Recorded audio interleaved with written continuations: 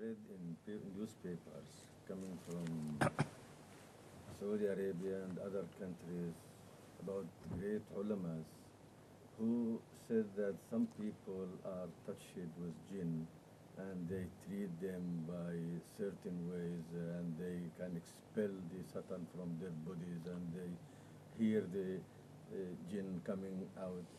The big mufti, he said that in the papers. What is it true about this? Can these muftis offer themselves for trials and experiments to others? I don't know. Maybe. See, this is the point. About the word jinn, there is so much controversy in the world. There are people who believe that jinn, the word jinn, is applicable only to an invisible form of life, spirit-like, like a ghost. And that form of life is free to move anywhere it chooses. It can go through walls, it can go through anything, and it can be subjugated through verses of the Quran or through some other chantings, for instance. You say chant something like that, they say they can be subjugated and pressed into service of man. That is one view. And the same people also believe that the jinn can sometimes overpower man, forcibly occupy him. So a man lives with two souls and two minds during that period. It's called the haunting period. During the haunting, the jinn is present, and when you speak to the man, it is not the man who answers. Mostly it is, they say women, it is women who are haunted by jinns. It is the jinn who answers back.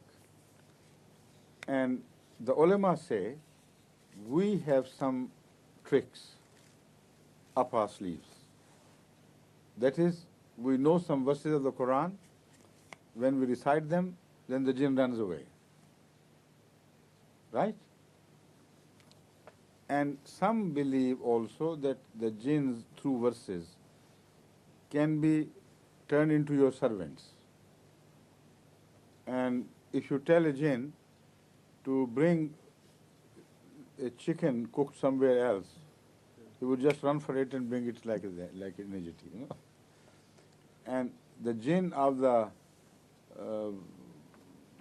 Aladdin's lamp, you remember? Yes, yes. Huh? In Alfu Laylatin wa Layla, huh? Yeah. That jinn also created so many tricks, you know. So these are the views. But those people, those countries where such jinns are believed to be available, and the great Sufis and ulama and Masha'ir, they know how to capture them. They are third world countries, poor people. They can't make the jinn bring the oil out of the earth, spring out. And they cannot make the jinn build industry for them. What sort of jinn are they? You see, it's a strange thing. Now, in this regard, in this particular area, I'll refer to the Holy Quran and see what we find there. We find no mention of any jinn ever capturing a human being. From Bay to Sin, from the first letter to the last letter. Read the Quran 100,000 times, you will not find one mention where Allah tells us that jinn sometimes capture human beings. And if they do, then turn them out.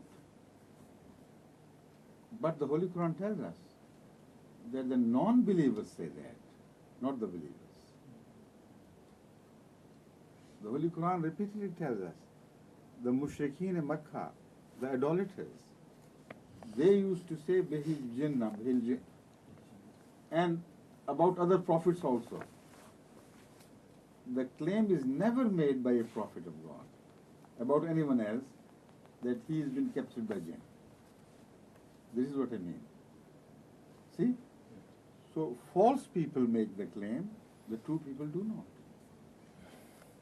And why did they say jinn? Because they believe that jinn is alimul ghaib. He knows things and he can do tricks. So because they saw the signs of the knowledge of the unknown in the words of the prophets of Allah, so they couldn't believe that man to be true. They couldn't believe that it is Allah who is telling him things. So they said it must be jinn. He must have been captured by jinn. And those people who were captured by jinn, according to the mullahs today, like it was also according to the beliefs of the Kuffar Mecca, the idolaters of the Arab world, that once somebody is captured by jinn, he loses his senses.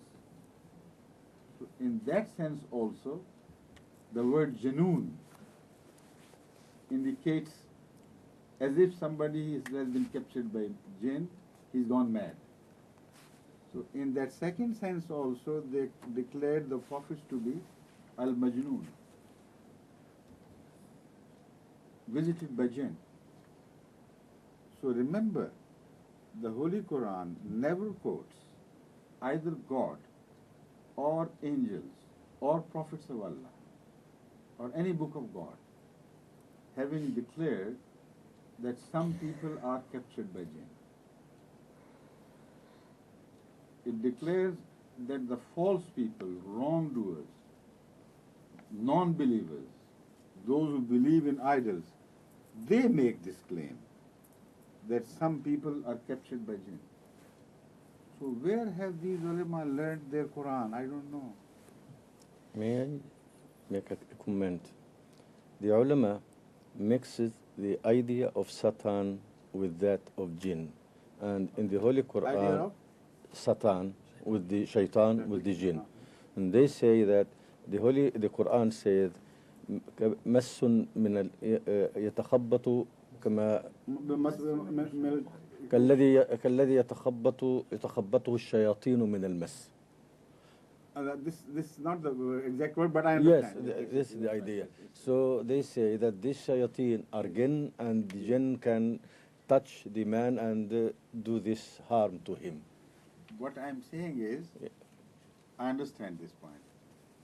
The Holy Quran, when it speaks of that, it says that when evil people, are overwhelmed with their bad desires, they behave as if they have been touched. By shaitan, not by jinn. I understand. But even then, kannahu, it doesn't say that it is shaitan which does it. It says they behave as if shaitan has captured them. It's always as if. But that is a different situation altogether. And to turn shaitan out, no prophet of God ever used any verses of any divine book to turn the shaitan out. If there was any such verse, was not Abu Jahl, the chief among them, who had been touched by the shaitan and captured? Was he not? Yes. Was it jinn? If it were jinn, the ulama know the formula, Rasulullah didn't know the formula. So, sheer ignorance, stupidity, Those who say that, they are touched by jinn, if anybody is.